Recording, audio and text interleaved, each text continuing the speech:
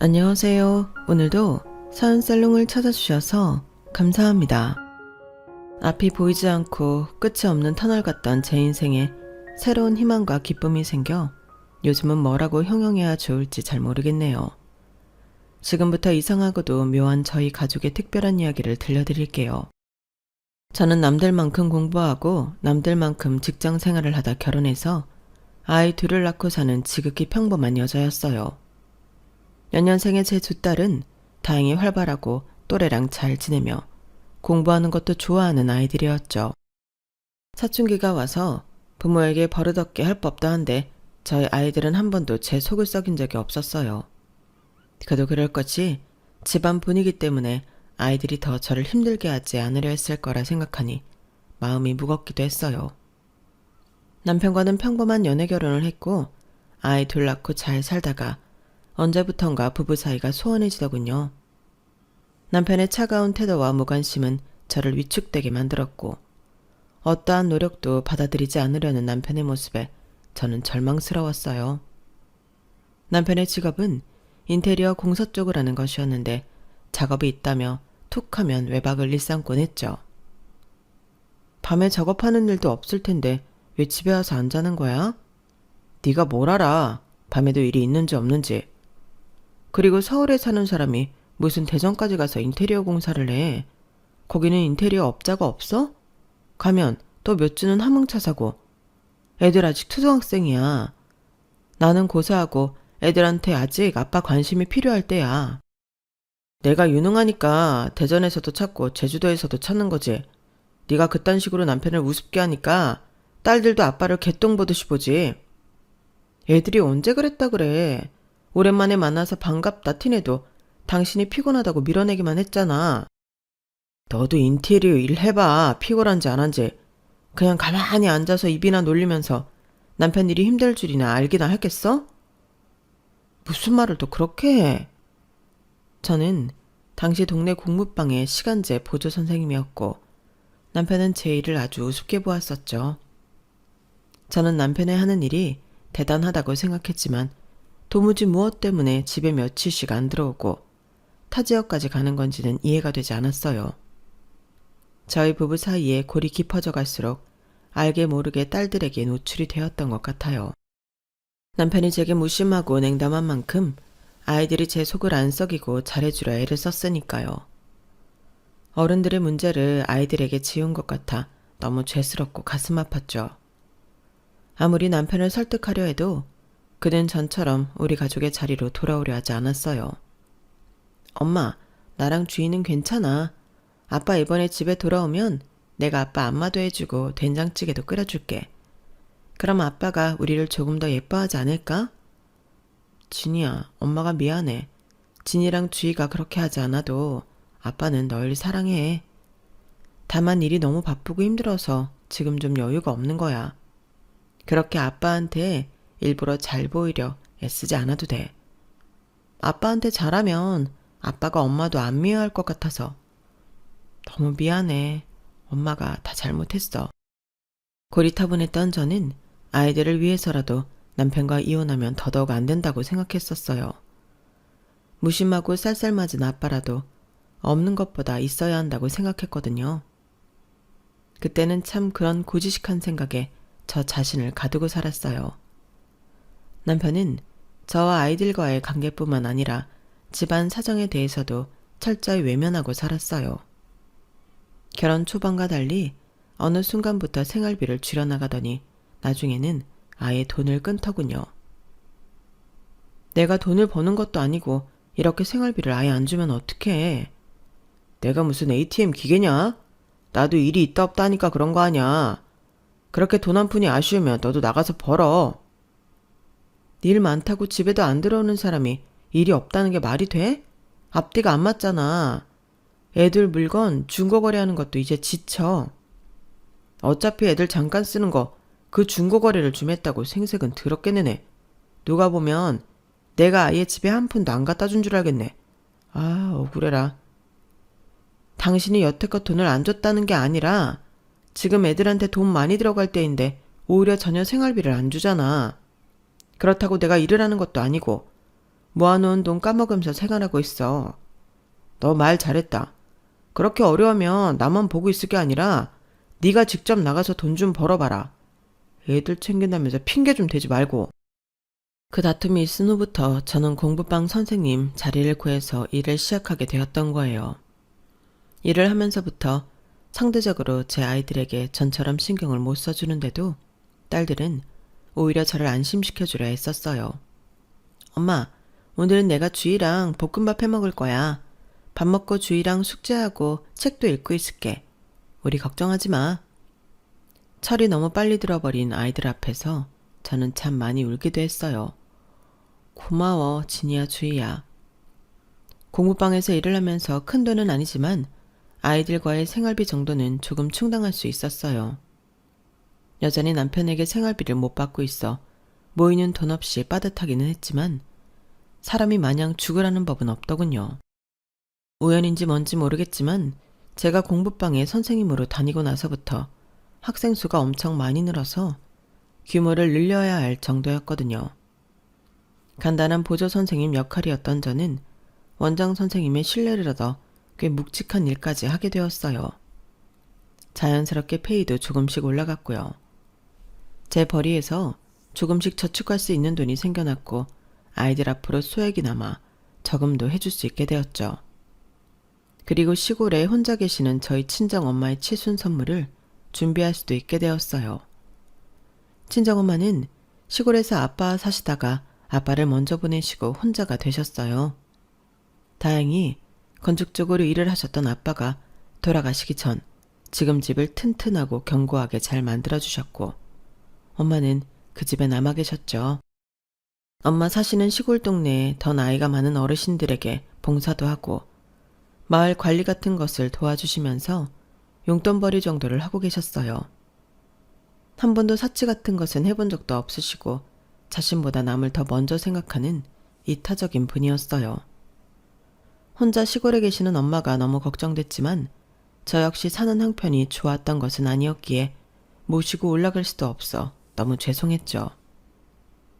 거기 복잡한 서울 가서 뭐하니? 아버지가 나 죽을 때까지 안전하게 살라고 이렇게 좋은 집도 남겨놓고 갔는데 난 여기 좋다. 아버지 없는 자리 내가 직접 사람들 찾아가면서 대화도 나누고 밥도 먹고 힘든 거 있으면 서로 도와주면서 사니까 당체 외롭지 않아. 내 걱정은 안 해도 된단다. 너는 이서방이랑 진이 주희 잘 키워. 너희 잘 살면 엄마는 바라는 것 하나도 없어. 엄마에게 제대로 된 선물을 한번 하지 못했던 저는 여유가 조금씩 생기기 시작하면서 엄마의 치순 선물을 위해 돈을 모았어요. 처음에는 10,000원, 20,000원으로 시작했었는데 조금 넉넉한 달에는 100,000원 단위로 적금을 부을 수도 있었죠. 평생 여권도 없이 해외여행 한번 가본 적 없는 엄마를 위해 효도 관광을 시켜드리기 위해 악착같이 모았어요. 원래 10년 안에 목표 금액을 모으려고 했던 건데 얼마나 지독하게 모았는지 4년 만에 500만 원을 넘기기 시작했으니까요. 엄마, 나 할 말 있어. 뭔데 주희야? 나 미술 좋아. 엄마도 알지. 우리 주희가 그림 그리는 거 엄청 좋아하고 또 잘하잖아. 엄마도 다 알고 있지? 그런데 왜? 우리 반 가희가 이번에 미술학원 다닌다 그래서 따라가 봤는데 엄청 좋아. 색깔도 엄청 많고 그릴 수 있는 것도 엄청 많아. 그래서 조금 부러웠어. 우리 주희가 미술학원 따라가 봤는데 좋아 보였구나. 우리 주희도 미술학원 다니고 싶어? 응, 너무너무 다니고 싶어.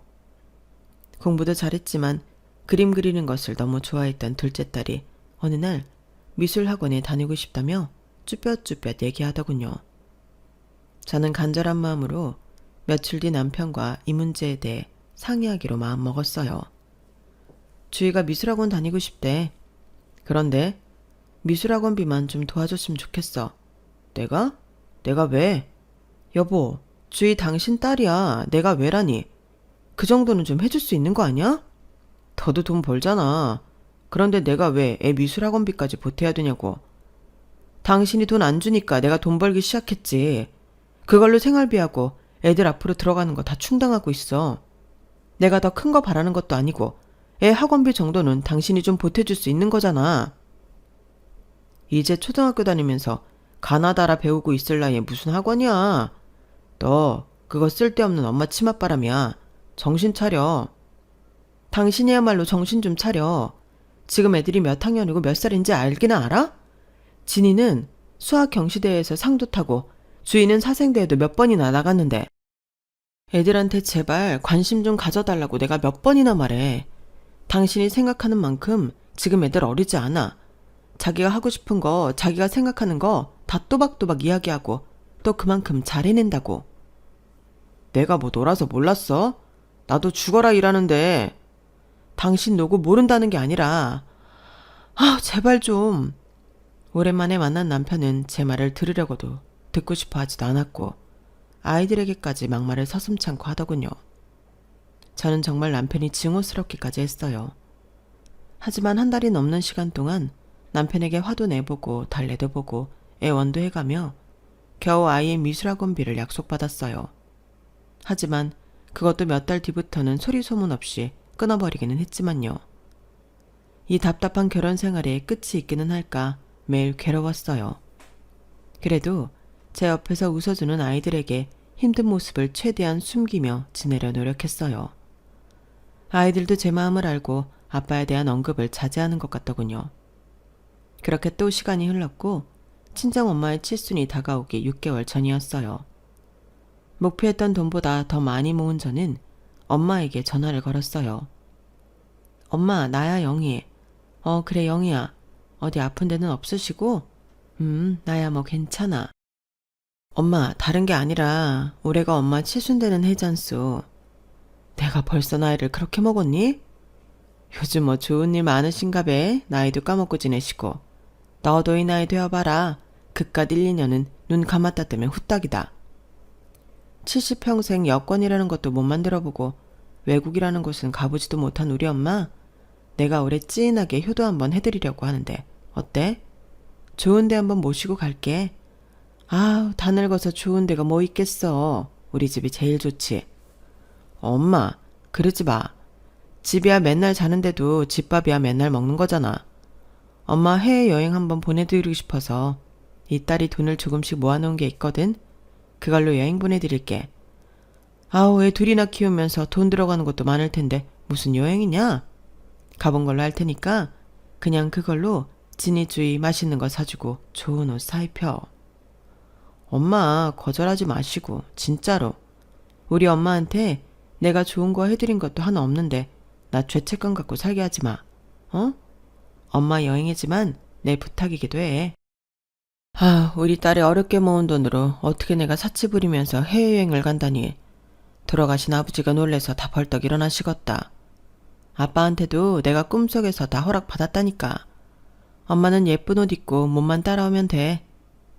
딸이 힘들게 모은 돈을 어떻게 쓰냐며 손사래를 치던 친정엄마를 겨우겨우 설득해 해외여행을 가기로 정했어요. 무엇보다 제가 차곡차곡 모은 돈으로 엄마에게 큰 효도를 할 수 있다는 생각에 기쁘면서도 가슴이 저미는 느낌이었어요. 10년같이 모았던 돈 700만 원을 은행에서 고스란히 찾아와 안방 서랍에 잘 넣어두었어요. 이제는 어디로 여행을 가야 하나 결정할 즐거운 일만 남았었죠. 진이야 주희야 이리 와봐. 왜 엄마? 외할머니 올해 특별한 생신이시거든. 우리 다 같이 비행기 타고 해외여행 갈까 하는데 어때? 와 너무 좋아. 우리도 이제 드디어 비행기 타보는 거야? 야 신난다. 그런데 아빠는 같이 안 가? 진이 말이 맞네. 엄마가 생각이 좀 부족했다. 엄마가 아빠한테도 같이 갈 수 있는지 한번 물어볼게. 말은 그렇게 했지만 저는 남편에게 물어보기 겁났어요. 남편의 반응이 불보듯 뻔했거든요. 며칠 뒤에 집에 들어온 남편에게 조심스레 말했어요. 저 엄마 칠순이 오래잖아. 그래서 다 같이 해외여행 한번 모시고 갈까 하는데 어떻게 생각해? 제 말이 끝나자마자 남편은 눈썹을 치켜뜯고 말하더군요. 해외여행? 해외여행? 돈이 어디 있어서? 또 나한테 뜯어가려고? 뭘 뜯어가. 내가 조금씩 모은 돈이 있어. 몇 년이나 걸쳐서 아주 조금씩 모은 돈이야. 그걸로 갈까 해. 제 말이 끝나자 남편은 더 신경질적인 눈으로 저를 쏘아봤어요. 모은 돈이 있었어? 뭐 생활비를 안 주네, 애 학원비가 없네 하면서 나한테 돈돈돈 거리더니 니네 엄마 해외여행 보내줄 돈이 있었나 보네. 참나, 진짜 기가 막힌다. 너란 여자 생각보다 훨씬 무서운 사람이구나. 진짜 어렵게 모은 돈이야. 당신도 알잖아. 우리 엄마 여건도 없는 사람인 거. 이렇게 아무것도 못 해드리다가 갑자기 아빠처럼 돌아가시면 한평생 한이 될 것 같아서 그래. 매번 이렇게 해드리는 것도 아니잖아. 당신한테 돈 달라 하는 것도 아니고 같이 갈 수 있는지 물어보는 거잖아. 너 같으면 기분 더러워서 가겠냐? 진짜 생각할수록 골 때리네. 그렇게 돈 없다 없다 징징거릴 때는 언제고? 뭐? 해외여행? 그럼 우리 엄마는 네가 해외여행 보내줘 봤냐? 어머니도 보내드리고 싶지. 그런데 형편이 넉넉하지 않잖아. 형편이 넉넉치 않아서 니네 엄마는 비행기 태워주고 우리 엄마는 뭐 한국에나 짱 박혀있으라 이건가? 그렇게 극단적으로 생각하지 좀 말고. 어머니는 평소에도 모임에서 해외여행 자주 가시잖아. 그리고 어머님 칠순 때도 뭐 해드릴까 나도 고민 중이었다고. 엄마 돈으로 해외여행 가는 거랑 그래도 며느리인데 네가 보내주는 거랑 같냐? 와, 착한 척 다 하더니 완전 뒤통수 치는 거 쩌네. 이렇게 또 싸우려고 말 꺼낸 거 아니야. 애들이 아빠랑도 같이 여행 가고 싶어하는 것 같아서 물어본 거야. 됐다. 너나 딸년들이나 다 기집애다 이거지. 이 집에서 내 편 아무도 없다 이거지. 해외여행이고 뭐고 니네끼리 잘해봐. 화가 잔뜩 난 남편은 집을 나갔고 방에서 우리의 다툼을 듣고 있던 딸들은 울면서 제게 안기더군요. 엄마, 내가 괜히 아빠도 가냐고 물어봐서 미안해. 엄마, 내가 잘못했어. 아니야, 너 잘못한 거 없어. 엄마랑 아빠가 생각하는 게 달라서 의견이 조금 안 맞을 뿐이야. 우리 다 가족인데 같이 여행 갈 수 있는지 물어보는 건 당연한 거야. 네 탓 아니야. 울지 마. 좋은 의도로 시작했던 것이 아이들에게까지 상처를 준 것 같아 마음이 쓰리고 아팠어요. 그 일이 있고 며칠 뒤 남편이 저를 갑자기 밖에 한 카페로 불러냈어요. 무슨 일이야? 집도 아니고 밖에서 만나자고 하고? 저를 보는 남편이 실실 웃는 모습이 이상해 보이긴 했지만 차분히 이야기를 나눠보기로 했죠. 자, 받아. 남편은 희죽거리며 제게 흰 봉투를 하나 건넸고 저는 조심스럽게 열어보았어요. 봉투 안에는 두툼한 돈 뭉치가 들어있더군요. 어? 이게 뭐야? 웬 돈? 네가 좋아하는 돈인데 왜? 저도 의심을 해? 너무 뜬금없으니까 그렇지. 이게 무슨 돈인데? 아무리 생각해도 해외여행은 너무 우습더라고. 너도 양심 있으면 그렇게 생각하지 않냐? 아직도 그 소리야? 50만 원 넣었어. 이걸로 칠순 맞으신 장모님이랑 제주도나 갔다 와. 뭐? 제주도? 너 제주도가 얼마나 좋은 줄 알아? 해외는 무슨 해외야. 시골 노인네 제주도도 감지덕지지. 저는 온몸이 부들부들 떨렸어요. 어떤 모진 말도 어떤 모진 행동도 참으며 살았는데 친정 엄마한테 제주도도 감지덕지라며 50만 원을 제게 던진 그의 행동에 치가 떨리더군요. 제주도를 가든 해외를 가든 내가 알아서 할 거야. 이런 돈도 필요 없어. 그래? 진짜? 후회 많이 할 텐데. 뭐? 이거 50만 원 주는 거라도 받아. 가서 흑돼지 한번 먹고 땅콩 아이스크림이라도 사 먹으려면. 저는 더 이상 참지 못하고 자리에서 벌떡 일어났어요. 당신이 좋은 의도로 이러는 건지 나쁜 의도로 이러는 건지 모르겠지만 예의 좀 지켜줘. 그래도 당신 장모님이야. 누가 뭐래? 내 장모님 맞지? 그래서 이렇게 여행비를 주는데도 넌 뭐라 그러냐?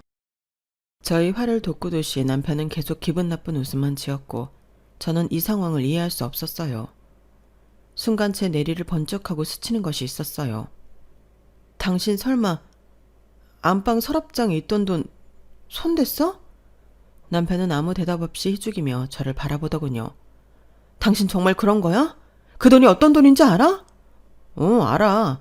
당신이 노인네 해외여행인가 뭔가 보내주려 했던 돈이잖아. 진짜 그 돈에 손댄 거야? 그 돈 어딨어? 어딨냐고 빨리 말해.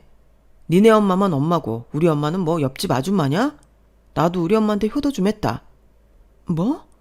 그 돈으로 뭘 어쨌다고? 요즘 명품백도 몇백 갖고는 뭐 사지도 못하더라.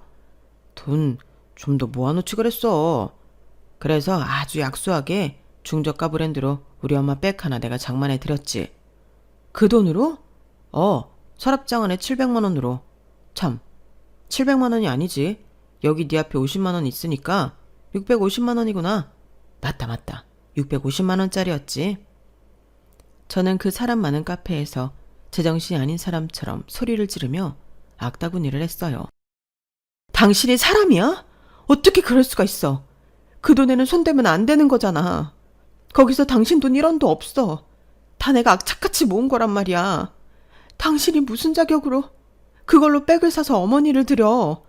그리고 지금 생색내듯이 내 앞에 이 돈을 내민 거야? 당신 진짜 사람이야? 어떻게 나한테 이럴 수가 있어. 주지는 못해도 뺏어가지는 말아야지. 이 짐승 같은 놈아. 저도 모르게 나오는 욕짓거리에 남편도 표정이 변하기 시작했어요. 야, 말 조심해. 나가서 사람들한테 물어봐. 누가 더 잘못한 거냐고.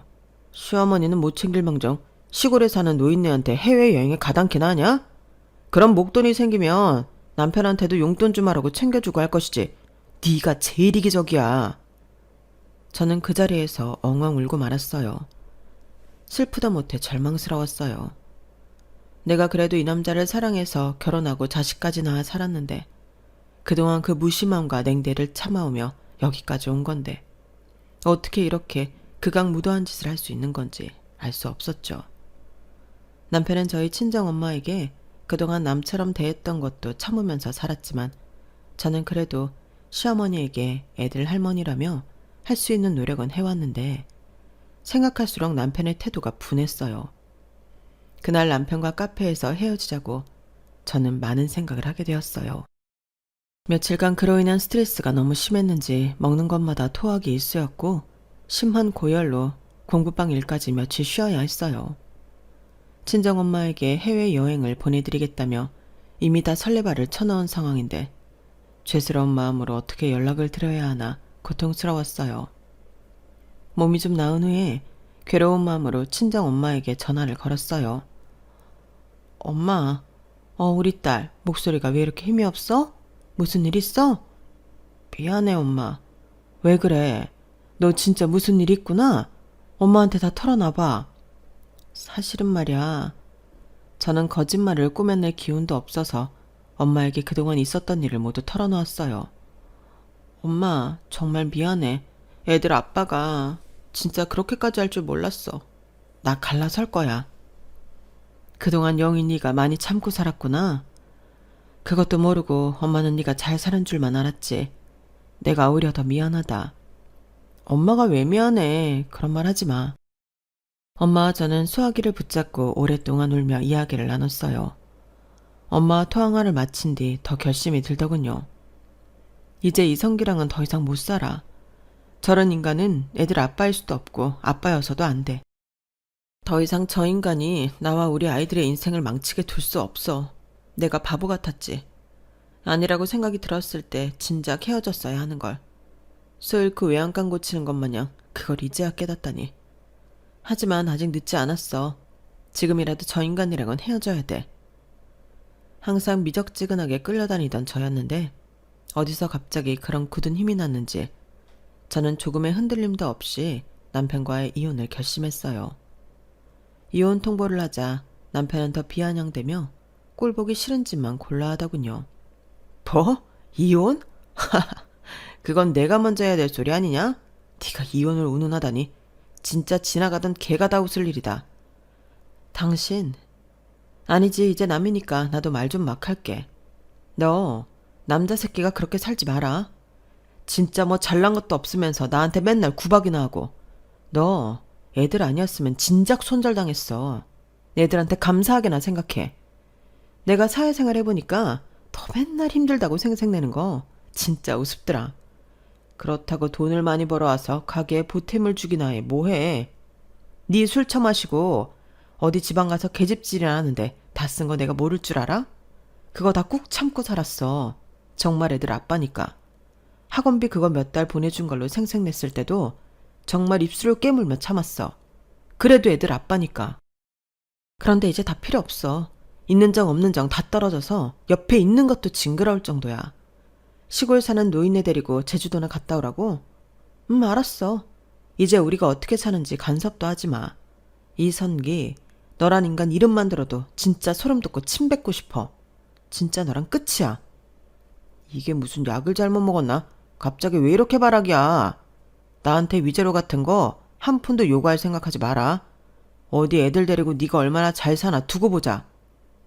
너 그리고 내가 모아놓은 돈 좋게 말할 때 고스란히 갖고 와. 니네 엄마 백 샀던 거 환불해서라도 700만 원 다 내 눈앞에 갖다 놔. 누구 좋으라고? 내가 그걸 왜 갖다 놓냐? 결혼 생활 중에 같이 모은 돈인데 왜 내가. 웃기네 아주 이거. 결혼 생활 중에 같이 모아? 넌 진짜 염치까지 말아먹었구나. 그 700만 원 안 갖다 놓으면 고소 들어갈 테니 그런 줄 알아. 어디 네 마음대로 해봐라. 그렇게 저와 남편은 이혼을 했어요. 당장 딸 둘과 셋이서 살 것을 생각하니 막막하긴 했지만 전 남편을 도저히 용서할 수는 없었죠. 그렇게 작은 방을 하나 구해서 바쁘게 이사를 했어요. 아이들은 다 안다는 듯이 그 상황에 대해서 묻지도 않고 조용히 저를 따라 나서더군요. 이사 정리가 마무리되어 갈 때 시골에서 친정 엄마가 올라왔어요. 영희야, 엄마야. 와, 외할머니다. 엄마. 저는 엄마를 보자마자 왈칵 눈물을 쏟았고 엄마는 저의 등을 한없이 쓸어주었어요. 그런데 저분도 같이 온 거야? 저희 모녀의 눈물겨운 상봉을 따뜻한 눈으로 지켜보고 계시는 한 노신사가 제게 인사를 건넸어요. 안녕하세요. 저는 손일구라고 합니다. 조 여사님 따님인 김영희시죠? 말씀 많이 들었습니다. 인자한 얼굴로 제게 인사를 건네오는 노신사는 깔끔한 차림새에 나이답지 않게 건장해 보이까지 했어요. 들어오세요. 저는 얼떨결에 엄마와 노신사를 집 안으로 들였고 놀라운 이야기를 듣게 되었어요. 영희야, 제대로 인사드려. 여기 손 선생님은 엄마랑 같은 동네에 사시는 분이야. 경황이 없어 인사도 잘 못 드렸네요. 안녕하세요. 김영희입니다. 그래요, 반가워요. 여기가 진이랑 주희인가 보군요. 네, 제 딸들이에요. 그런데 어쩐 일로 저희 엄마랑 여기 서울까지. 영희야, 놀라지 말고 들어. 엄마랑 여기 손 선생님이랑 만나는 사이야. 어? 만나는 사이? 두 분이 교제하신다는 말이야? 저는 너무 놀라 입을 다물지 못했고 아이들도 토끼 눈을 하고 있었어요. 네, 제가 여기 조 여사님이랑 만나고 있는 사람입니다. 조금 더 말을 하자면 세혼을 한 사이입니다. 네? 두 분이 결혼을 하셨다고요? 엄마 왜 말을 안 했어? 창피한 듯 얼굴을 붉히는 엄마의 모습에서 어딘가 모르게 소녀의 얼굴이 보였어요. 속이려고 했던 건 아니고 그냥 우리 동네에서 오며 가며 편하게 만나는 사이로 지냈는데 선생님이 조금 더 가까워졌으면 좋겠다고 하시더라고. 네, 영희씨. 어머님은 괜찮다고 하셨는데 제가 조 여사님을 계속 좋다고 쫓아다녀서 혼인신고하자고 했어요. 노신사 역시 수줍게 웃는 얼굴로 고백하며 엄마를 지그시 쳐다보았어요. 도대체 언제부터였던 거야? 엄마의 연애. 아니, 결혼에 대해 난 전혀 몰랐잖아. 손 선생님이랑 만난 지는 꽤 되었는데 최근에 너 이서방이랑 헤어지고 힘들어했잖니. 마침 그때쯤에 우리가 합치기로 한 건데 힘들어하는 네 앞에서 내가 손 선생님이랑 결혼했다고 말할 수가 없었어. 미안해. 그랬구나. 미안하긴 뭘 미안해. 내 결혼 생활 때문에 엄마까지 말 못하게 한 건데 오히려 내가 미안하지. 조 여사님이 따님 걱정을 얼마나 했는지 몰라요. 자신은 세혼을 하는데 자식은 이혼을 했다면서 죄스러워 하셨고요. 엄마 미워하지 말아요. 내가 조 여사 지켜주고 싶어서 결혼하자고 조른 거니까. 네, 오히려 저희 엄마를 그렇게까지 생각해 주시고 지켜주셔서 감사합니다. 제가 더 면목이 없습니다. 첫 만남에 이런 모습을 보이고. 아니에요. 이제 우리 세 가족이 되었는데 서로 얼굴 보고 좋은 이야기만 하면서 살아요. 내가 영희 씨 친아빠는 아니지만 조 여사를 아끼는 만큼 영희 씨한테도 잘할게요. 그 얘기를 듣는 순간 저도 모르게 눈물을 와락 쏟았어요. 감사합니다. 감사합니다. 어떻게 감사의 말씀을 드려야 할지. 영희야, 울지 마. 손 선생님 정말 좋은 분이셔. 그리고 엄청 대단하신 분이야. 엄마와 노신 사이 인생 이야기와 러브스토리는 아주 놀라웠어요. 엄마는 아빠 그렇게 돌아가시고 계속 이것저것 하면서 정신없이 살았잖니. 큰 동네도 아니고 작은 마을에 어느 날 손 선생님이 이사를 오신 거야. 그렇게 서로 알게 되셨구나. 처음에는 마을 지인이었지. 아니에요. 난 처음부터 조 여사가 마음에 들었는걸. 노신사는 너스레까지 떨며 이야기를 이어갔어요. 저는 원래 아내 2자식 손주들까지 함께 미국에서 살았던 사람이었어요. 미국이요? 미국에서 어떻게 그 작은 시골 마을까지? 손 선생님은 미국에서 공부한 박사이신데 유명한 대학에서 교수까지 하셨었대. 2 자제분들도 다 잘 성장해서 미국에서 부족한 것 없이 잘 살고. 그렇게 평온하게 노년까지 잘 살다 가겠거니 했는데 아내가 갑자기 아프기 시작했어요. 아내는 자기가 오래 못 살 것을 알았는지 한국에 돌아가서 치료받고 머물기를 바라더군요. 저와 아이들 모두 말렸지만 아내의 마지막 소원 같아 저와 아내만 한국에 나오게 된 거죠. 치료는 수월하진 않았지만 아내는 그저 한국에 온 것만으로도 좋아하는 것 같았어요. 그 모습을 보니 저도 여기 오길 잘했구나 싶었고요. 하지만 아내는 병마를 이기지 못하고 결국 하늘나라로 먼저 떠나버렸죠. 미국의 아이들은 저보고 다시 미국에 돌아오라고 했지만 저도 왠지 그냥 이제는 한국에서 남은 생을 지내고 싶더군요. 그렇게 여기저기 알아보다 지금 조 여사가 있는 마을까지 연이 닿아서 자연을 벗삼아 살게 되었던 거고요. 살다 보니 인연이라는 게 참 신기하더군요. 미국과 한국 그리고 그 작은 시골 마을에서 조 여사랑 만나다니. 영희 씨 눈에는 제가 좀 사기꾼 같아 보이겠지만 지금 말한 건 다 전부 사실입니다.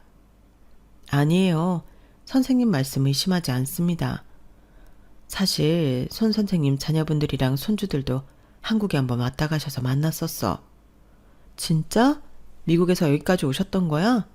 먼 걸음 했었지. 자녀분들이 얼마나 훌륭하게 잘 컸는지 몰라. 미국에서도 다 내놓으라는 직업들을 갖고 있대. 그렇게 먼 미국에서도 엄마를 보러 오셨었는데 정작 같은 한국 땅에 있던 딸은 힘들었다고 징징댔었네. 미안해 엄마. 그런 말 하지 마. 오히려 너한테 미안해서 엄마가 더 말 못했던 거야. 엄마가 더 미안하지. 영희씨, 저 여사한테 이번에 참 힘든 일 많았다고 들었어요. 무슨 일이든 도움이 필요하면 언제든 얘기해요. 노신사는 양복 자켓 안에서 두툼한 봉투를 꺼내며 제게 내밀었어요. 이게 뭔가요? 첫 만남부터 이런 거 주는 게 좀 이상하다고 생각할 수 있겠지만 이혼하고 당장 2 아이들이랑 힘들 테니 넣어둬요. 일한다고 들었지만 지금은 이게 그래도 어느 정도 도움이 될 거예요. 네? 돈을 제가 어떻게 받아요? 영희야, 나도 손 선생님한테 그러지 마시라고 엄청 말씀드렸는데 막무가내셔. 자꾸 가족끼리 일하는 거 아니라고 하시고. 부디 제 마음 오해 말고 받아요. 저 여사랑 저를 허락해줘서 고마운 마음도 보탠 거니까요. 아무리 그래도 처음 이렇게 뵙는 것도 놀라운데 돈까지 주시다니 전 못 받아요. 그 어머니 칠순 때 보내드리려고 했던 해외여행 일도 들었어요. 전 남편한테 소장도 넣었다면서요? 네.